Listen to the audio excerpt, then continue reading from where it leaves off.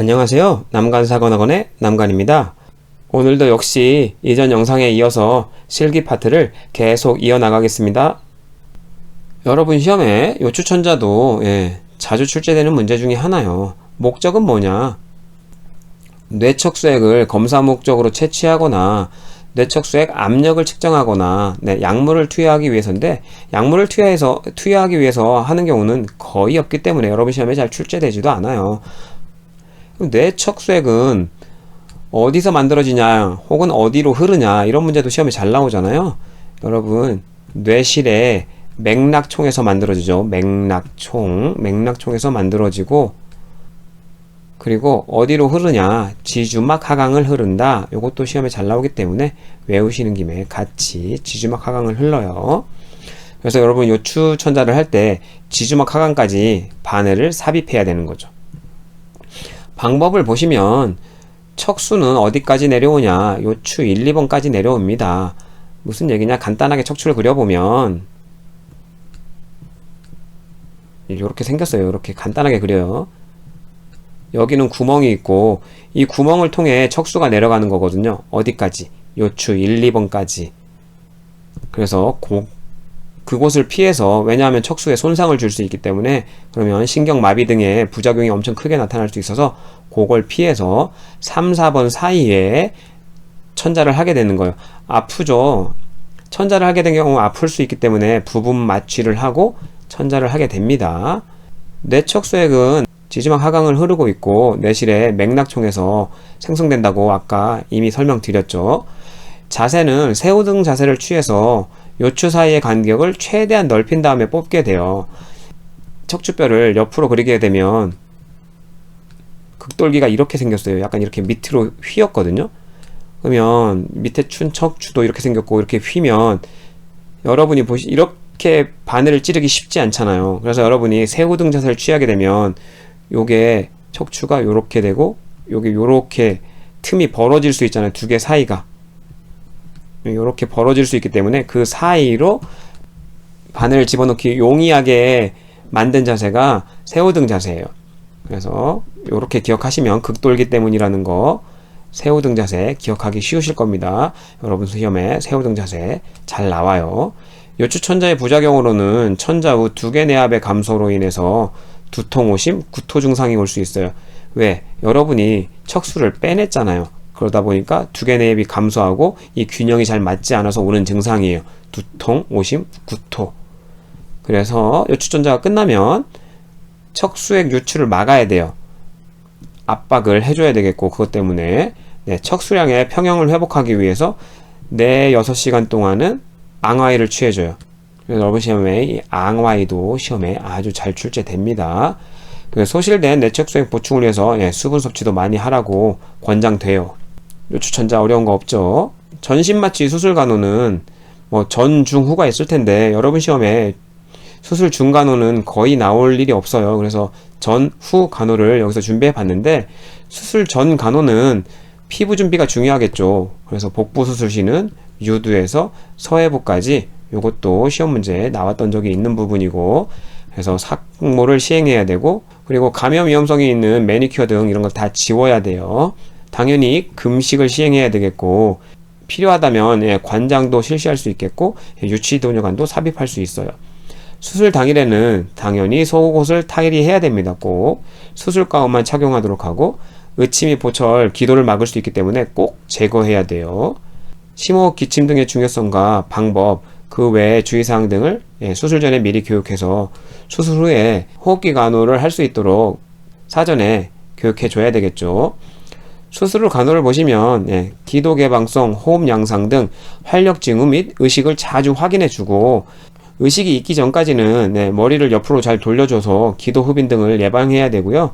의식이 없다면 앙화이 체위를 취해주는 게 가장 안전하겠고, 회복하게 되면 이제 의식이 회복했기 때문에 반자의 체위를 취해주면서 심호흡을 격려해야 되겠죠. 객단 배출도 장려하고요. 많이 배출하도록. 이미 말씀드린 내용의 반복이죠. 기침과 심호흡 격려, 조기 이상을 해서 폐기능 회복을 빨리 도와줘야 되고요. 그래서 요 세 가지를 호흡기 간호라고 해요. 호흡기 간호. 이 호흡기 간호를 통해서 허탄된 폐를 팽창시키고 무기폐나 폐렴을 예방하게 되는 거죠. 그래서 엄청 시험에 잘 나와요. 수술 부위에 감염을 예방하기 위해서 드레싱 잘 해줘야 되고 예방적 항생제도 투여할 수 있어요. 멸균 물품 취급 시 주의사항, 기본 간호 내용으로 시험에 잘 나오죠. 기본 간호 내용으로 멸균 날짜를 확인하고, 멸균 날짜가 지나지 않았어야 멸균 확인용 테이프를 제거하고 사용해야 되겠죠. 포를 펼칠 때는 먼 곳에 멸균포 먼저 피고, 그 다음 오른쪽 포를 펴고, 왼손으로 왼쪽 포를 펴고, 가까운 포 순서로 피우는 게 오염을 최소화할 수 있는 방법이에요. 여러분 다 아실 거라고 생각하고, 이것도 시험에 나왔던 적이 있기 때문에 기억해 두시면 좋아요. 그리고 멸균포의 가장자리는 오염된 것으로 간주합니다. 이런 것도 시험에 지문으로 좀 나올 수 있기 때문에 같이 정리해 봤고요. 멸균포가 펼쳐진 위로는 물건이 오고 가게 되면 안 돼요. 쉽게 생각하시면 지나가다 보면 먼지가 떨어질 수 있고, 그러다 보면 오염될 수 있기 때문에 당연히 좋지 않은 행동이에요. 소독캔에서 물품을 꺼낼 시에는 뚜껑은 안쪽이 아래로 가도록, 내려놓을 시에는 바깥쪽이 아래로 가도록. 너무 쉽죠? 이제는 안쪽이 아래로 가야 먼지가 떨어지지 않을 거고, 바깥쪽이 내려놓을 때는 바깥쪽이 아래로 가는 경우가 오염을 최소화하는 방법으로 이렇게 하는 거겠죠. 소독 용기도 필요시에만 열고 빨리 닫는 것이 혹시나 있을 수 있는 오염을 최소화하는 방법이에요. 이동 섭자끼리도 닿지 않아야 되고, 꺼낼 시에도 이 섭자가의 가장자리가 닿지 않아야 하므로 오므려서 꺼내는 거고요. 섭자 끝은 손잡이 위치보다 항상 아래로, 위로 가면 오염으로 간주합니다. 허리 높이 아래는 오염된 것으로 간주하기 때문에 이동 섭자도 항상 허리 높이 이상으로 유지해야 되고요. 멸균된 물건 소독 부위에 놓을 때에도 섭자가 그 면에 닿으면 안 돼요. 무언가가 닿게 되면 오염의 여지가 있을 수 있기 때문에 절대 닿지 않도록 하는 것이 중요 포인트예요. 오염된 경우에는 이동 섭자를 뒤집어 놓는 게 오염됐음을 알리는 표시예요. 그래서 뒤집어 놓아야 되고, 24시간마다 멸균합니다. 이것도 굉장히 자주 나오는 지문이에요. 24시간마다 멸균. 병 가장자리는 오염된 것으로 간주해서 사용 시 용액을 조금 따라서 버리고 사용해요. 여러분 시험에 유치도뇨, 단순노뇨를 구분하는 문제도 가끔씩 출제되기 때문에 정리를 좀 해봤는데요. 단순도뇨의 목적은 소변이 정체될 때 방광의 팽만을 줄이거나 기타 이유로 방광을 비우기 위함. 그래서 검사 목적이 여러분 시험에 잘 나오기 때문에 보시면 무근적으로 소변의 검체를 채취할 때, 그래서 여러분 시험에 요거 관련해서 소변 배양 검사가 시험에 나오죠. 배양 검사는 균이 하나라도 있으면 얘를 키워서 엄청나게 증식시켜서 어떤 균이 있는지를 보는 검사예요. 그렇기 때문에 당연히 무균적으로 검체를 채취해야 돼요. 배양 검사하면 무균적이어야 된다는 거 기억해 두시고, 잔뇨량을 측정할 때도 단순도뇨를 사용하겠죠. 여러분이 소변을 보고 남은 방광에 있는 이 양을 측정하는 거기 때문에 당연히 도뇨를 해서 이 남은 양을 빼내야 되기 때문에 잔뇨량 측정에도 단순도뇨를 사용합니다. 방법은 당연히 손 씻기를 해야 되겠고, 무균적으로 준비를 해야 되겠고, 목적과 절차를 설명하고, 프라이버시 때문에 스크린을 쳐야 해요. 남성에서는 앙와이가 적절한 체이고요. 여성에서는 배횡와이가 좋은 차세예요. 그래서 여성에서는 배횡와이는 시험에 좀 나올 수 있으니까 알아두시고, 당연히 무균적으로 해야 되니까 멸균작용압을 착용해야 되겠죠. 그래서 구멍난 멸균포, 또 다른 말로 소공포라고도 해요. 소공포를 회음부에 적용시키고 엄지와 검지로 대음수를 벌려야, 그쵸, 요도 노출이 쉽겠죠. 남성의 경우는 음경을 잡아요. 섭자를 이용해서 소속섬을 깨끗한 곳에서 지저분한 곳, 대음순, 소음순, 요도 순서로 치골에서 항문 방향으로, 이런 것도 시험에 자주 출제되는 부분이죠. 외워두시고, 매번 소속섬을 바꿔서 적용해야 한다. 너무나 당연해요. 도뇨관에 윤활제를 한 5cm 정도 끝부분에 발라주고 소변이 나올 때까지 삽입. 여성의 요도 길이가 3에서 5cm 정도 되기 때문에 4에서 5cm 정도 삽입하고, 남성의 경우도 15에서 20cm 정도가 요도 길이기 때문에 이 정도 삽입하게 되면 소변이 보통 나오겠죠. 그래서 소변을 채취한 이후에 단순도뇨를 제거하게 돼요. 이게 유치도뇨와 다른 점이죠. 유치도뇨는 계속 가지고 있는 거고, 단순도뇨는 소변을 채취하거나 비운 이후에 빼내는 거예요. 이 차이를 꼭 기억해 두셔야 합니다. 유치도뇨의 목적은 치료 목적으로 방광세척, 약물 주입, 하복부 수술 시 방광의 팽창을 막기 위해서. 그래서 단순 도뇨처럼 넣었다가 바로 빼는 게 아니라 방광 세척도 한두 번 하는 게 아니잖아요. 약물 주입도 자주 하기 때문에 계속 가지고 있는 거예요. 계속 가지고 있는 경우에 유치 도뇨를 합니다. 그래서 기타 주변 상처 부위가 소변으로 인해 오염되는 것, 이것도 계속 가지고 있어야 될 사유겠죠. 자주 소변량을 측정해야 하는 경우 요정체 및 실금이 조절되지 않기 때문에 계속 가지고 있어야 되는 경우, 그래서 계속 가지고 있는 경우가 유치도뇨라고 생각하시면 목적은 너무 쉽게 이해가 되실 거예요. 그럼 방법은 뭐냐? 단순도뇨와 거의 똑같죠. 유치도뇨는 이걸 고정하기 위해서 풍선이 있기 때문에 이 풍선 손상 여부만 확인하면 돼요. 어떻게 확인하냐? 생리식염수를 넣고 빼주면 돼요. 터져 있으면 생리식염수가 셀 거고, 안 터져 있으면 풍선이 부풀겠죠. 그래서 그렇게 확인하면 된다. 기억해 두시고, 유치도뇨관 삽입해서 소변이 나오면 조금 더 넣어줘야 돼요. 왜냐하면 여기 유치도뇨관이 끝이 여기에 구멍이 있다고 하면 보통 풍선은 이쯤에 있어요. 그렇기 때문에 소변 나오는 것보다 더 집어넣고 이게 방광에 이 풍선이 걸려야 돼요. 그렇기 때문에 조금 더 집어넣고 생리식염수로 부풀려야 돼요. 혹은 공기로 부풀려 빠지는 것을 방지해야 돼요.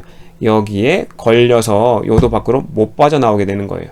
도뇨관을 살짝 잡아당겨 빠지지 않는지 확인하는 거죠. 확인한 후 소공포를 아까 말씀드렸죠. 멸균 영역을 만들기 위해서 소공포를 덮어놨던 걸 치우고 배뇨 주머니를 연결한 다음에 대퇴부에 고정하게 됩니다. 오랜 시간 가지고 있을 거니까 고정을 해야 되겠죠. 단순 도뇨는 고정할 필요가 없어요. 한 번 하고 빼는 거니까요. 도뇨관 주머니는 항상 폐쇄성을 유지해야 합니다. 왜냐하면 이쪽으로 균을 타고 요도나 방광까지 올 수 있기 때문에 폐쇄성을 꼭 유지해야 하고요. 방광보다 항상 아래에 위치해야 소변이 역류하는 일이었겠죠. 그래서 침상 밑에 고정해야 된다는 것도 시험에 나왔던 지문이에요.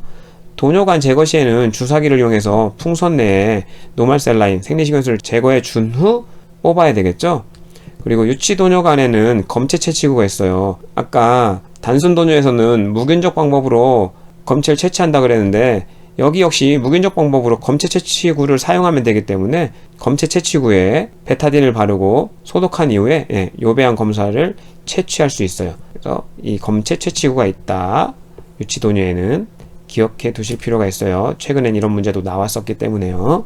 침상 목욕 문제도 시험에 자주는 아니더라도 간간히 출제되기 때문에 간단하게 설명드리면 수온은 43도에서 46도. 여러분 보통 피부에 닿는 수온은 40도에서 한 43도 정도? 많이 보는 책이 44도 정도 봅니다. 그 온도보다 높죠. 왜? 침상 목욕하면서 약간 식을 수 있고 수건이나 이런 데 적셔서 옮기는 동안에도 약간 식을 수 있기 때문에 그 온도보다는 조금 높아요. 그렇게 기억하시면 이 수온 쉽게 기억하실 수 있을 거예요. 침상 목욕은 5에서 10분간 짧게 적용해야 되겠죠. 환자의 컨디션이 좋지 못하기 때문에 그렇게 길게 목욕을 진행하진 않아요. 영아의 경우에도 체온 조절이 잘 안되기 때문에 딱 5에서 10분 정도만 목욕을 진행하죠. 그래서 영아랑 같이 5에서 10분 정도 진행한다. 공통이기에 암기하기 좀 쉽겠죠. 비루간 감염 방지를 위해서 눈은 안쪽에서 바깥쪽으로 닦는다. 비루간이 이게 코면 요렇게 요쪽으로 나 있거든요. 코 쪽으로. 그러니까 요쪽 감염을 방지하기 위해서 안쪽에서 바깥쪽으로.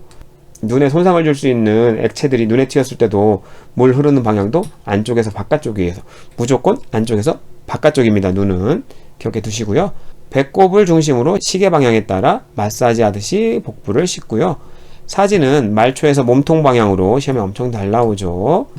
혈액순환을 돕기 위해 말초에서 몸통 방향으로 씻고 간호조무사의 먼 쪽부터 가까운 쪽의 신체부터 씻어요. 가까운 쪽부터 씻어서 먼 쪽 하게 되면 여러분 신체 씻은 부위가 닿을 수 있기 때문에 먼 쪽부터 하는 것이 어떻게 보면 당연하다 생각하시면 될 것 같아요. 일반적인 순서는 눈, 볼, 입, 이마, 턱 이렇게 얘기하는데 기억하지 마시고요. 얼굴부터 다리 쪽으로 이렇게 기억하시면 돼요. 얼굴부터 시행해서 목, 상박, 가슴, 복부, 하지. 그래서 보통은 얼굴부터 다리 순서다 이렇게 기억하시는 게 수월하시죠. 암기하시기.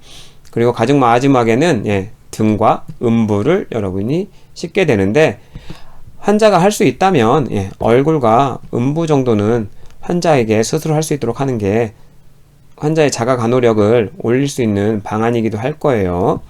발톱의 경우는 일자로, 손톱은 둥글게 깎는 게 손상을 좀 막을 수 있는 방법 중 하나죠. 특히나 당뇨 환자의 경우에는 꼭 일자로 잘라서 발에 상처가 생기지 않도록 해야 되는 거 다 알고 계실 겁니다. 침상 세발 시 주의사항 같은 경우에도 좀 시험에 나왔어서 그와 관련해서 좀 알려드리면, 환자의 눈은 수건으로 덮어주고 외에는 물이 들어갈 수 있어서 솜으로 막고, 여기도 눈에 물이 틀 수 있으니까 이렇게 하는 거고요. 어깨에도 젖을 수 있어서 방수포 깔아주고, 머리와 두피를 손가락 끝으로 부드럽게, 말도 안 되는 손톱으로 마사지한다 나왔었거든요. 오답으로. 손가락 끝으로 부드럽게 마사지 해주고, 수건을 말아서 목에 적용해 줌으로 인해서 목에 과다신전을 예방해 줄 수 있어요. 신체 역학의 원리를 보시면 신체의 균형은 기저면이 넓을수록, 여러분이 발을 넓게 벌려서 기저면이 넓으면 안정적이라는 얘기고요. 무게중심이 낮을수록 아실 거고, 기저 부위에 가까울수록, 그래서 여러분이 뭘 할 때 이 기저 부위에 가까울수록 안정적이라는 얘기예요. 그래서 여러분이 무거운 물건을 들 때는 등을 펴고 무릎을 구부려서 무게중심을 낮추고 기저 부위에 가깝게 앉아서 무거운 물건을 들어 올리는 게 안정적이라는 거죠. 이런 거 시험에 뻔하게 나오죠. 옆으로 돌려 눕힐 때는 어떻게 하는지, 이거는 정말 가끔 나와요. 이런 문제는 그냥 간략하게만 보세요. 환자 가까이에 서서 무릎을 구부리고 발을 앞뒤로 벌린다. 앞뒤로 벌린다면 여기 기저면이 좀 넓어지겠고, 무릎을 구부려서 무게중심을 낮추는 거죠. 먼 쪽에 있는 환자의 무릎을 굽히거나 돌려놓는 방향의 반대쪽 발 위에 올려놓아요. 그래야 발이 엉키거나 그러지 않겠죠. 먼 쪽의 팔은 가슴 위에 올리고, 반대쪽 팔은 머리 위나 팔꿈치를 구부리게 해서 옆으로 누를 때 눌리지 않도록, 이렇게 해주면 눌리지 않겠죠. 옆으로 누울 때. 먼 쪽에 있는 환자의 어깨나 팔꿈치를 한 손으로 잡고 다른 손으로 반대편 엉덩이 부분이나 무릎 밑을 잡는 거죠. 그래서 환자를 간호조무사 쪽으로 돌려 눕히고, 그 다음 편안하게 환자의 엉덩이와 어깨를 위치시켜주면 되는 거예요. 침상 머리 쪽으로 옮길 때, 이거는 옆으로 돌릴 때보다는 시험 문제에 조금 더 잘 나와요. 그래서 어떻게 나눌 수 있냐? 협조 가능한 경우와 협조 불가능한 경우로 나눌 수 있는데, 협조가 가능한 경우에는 환자가 무릎을 세워서 발바닥이 침대에 닿도록 하고, 침대 머리맛 난간을 환자에게 잡게 한 다음에 간호조무사는 환자의 대퇴 아래에 한 팔을 넣고 반대쪽 팔은 침상을 밀도록, 밀면서 하면 힘이 더 들어가겠죠? 구령에 맞춰서 머리 쪽으로 이동하는 방법. 협조가 불가능한 경우에는 여러분이 환자를 오롯이 옮겨야 되기 때문에 환자 무릎을 여러분이 세워서 침뇨에 닿도록, 발바닥이 침뇨에 닿도록 하고, 한 손은 어깨, 등 밑으로, 다른 손은 엉덩이와 대퇴를 지지하고 여러분이 오롯이 여러분의 힘으로 끌어올려야 되는 거죠. 의치 관련 문제는 여러분 시험에 굉장히 출제가 자주 되는 문제예요. 그래서 이거는 필수적으로 꼭 외워라 라고 말씀드리고 싶어요. 의치 세척 시에는 흐르는 물 아래에서 전용 세정제를 이용해서 해야 되고요. 치약 같은 경우에는 마모 성분이 있어서 사용하지 않습니다. 그래서 전용솔로 조심스럽게 닦아주고, 의치가 떨어져 파손의 우려가 있을 수 있기 때문에 그 세면대 안에는 타월이나 수건을 깔아줘야 돼요. 손상되지 않도록 떨어지더라도. 따뜻한 물은 변형의 위험이 있기 때문에 찬물로 사용해야 되고, 넣을 때도 찬물에 넣어야 돼요. 그리고 뚜껑 있는 불투명 용기, 여러분 어르신들이 보통 투명 컵에다 올려놓아서 여기 틀니가 다 보이는 경우 있잖아요. 일반적으로 그렇게 한다고 해서 그게 옳은 방법은 아니에요. 보기 좋지 않잖아요. 그래서 불투명 용기에 뚜껑이 있어야 한다. 꼭 기억해 두시고, 의치는 건조하게 보관하게 되면 역시나 변형될 수 있어서 찬물에 넣고 보관해야 돼요. 수술이나 위내시경, 수면 중에는 기도로 넘어갈 수 있기 때문에 꼭 빼놓고 찬물에 넣고 뚜껑 있는 불투명 용기에 보관해서 아침에 다시 착용하게 되는 거죠. 오늘 제가 준비한 영상은 여기까지입니다. 감사합니다.